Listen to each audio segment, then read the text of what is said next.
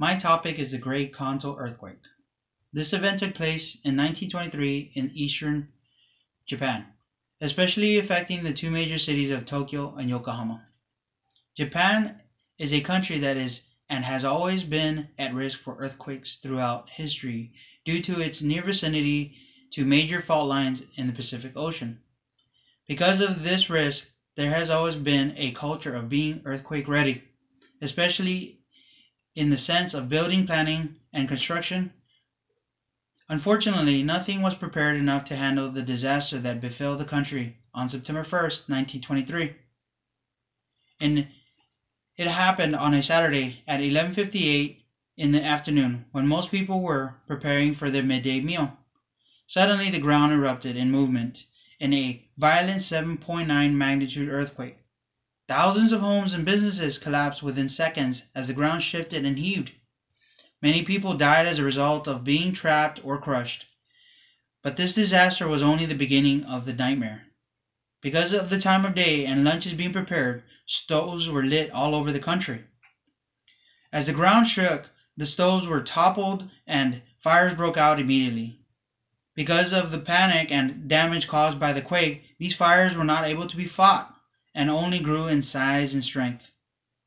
Further, it didn't help that that day had been hot and windy, only causing to aid in the conflagration. The major cities of Tokyo and Yokohama were almost entirely eradicated by fire. Buildings and homes that had survived the earthquake were destroyed by fire. There was nowhere for survivors of the quake to escape, and tens of thousands were burned to death. Other dangers caused by the quake were mudslides and a tsunami, both causing thousands of deaths and countless destruction of property. In the end, the death toll was estimated at 140,000. Cities and towns were unrecognizable with massive shifts in land levels and very few structures intact. In fact, one of the only buildings to remain unscathed was the Imperial Hotel, which was newly built and having its grand opening celebration that very day of the disaster. An important aspect of this event was not part of a natural disaster, was the massacre of more than 6,000 Koreans as the country burned. When the fires broke out, false rumors began that there was a Korean revolt and that they had set the fires. In retaliation, police and civilians began killing all Koreans they could find, including some non-Koreans that were mistaken as such. Because of these acts, martial law was declared. This event took place at an important time in history. Germany, after defaulting, had just begun repaying reparations forced on them at the conclusion of World War I. German citizens, unhappy with the decision to continue making these payments due to massive inflation, were ready to find new leadership for their country. The Nazi Party was becoming a leading contender, as they were the strongest and most organized group at the time.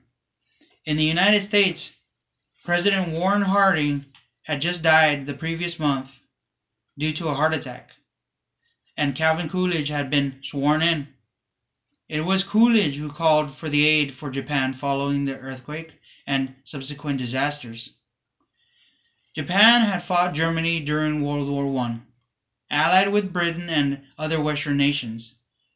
Following the war, there was a growing sense of liberal politics and culture in Japan, which strayed from the strict isolationism and culture of Japan's past. Following the earthquake, this emergence of loose morals and culture was seen as the reason for the divine destruction of the cities where it was mostly manifested. Japan's leadership saw the disaster as a way to begin rebuilding not only the physical structures of the country, but also the social and moral aspects. This event is important to study because it demonstrates the resilience of the Japanese people. Their culture and ideology play important roles in understanding the disaster and recovery. It would be just over 20 20 years later that they would be calling on that resilience again, though that time it would be from a man-made disaster.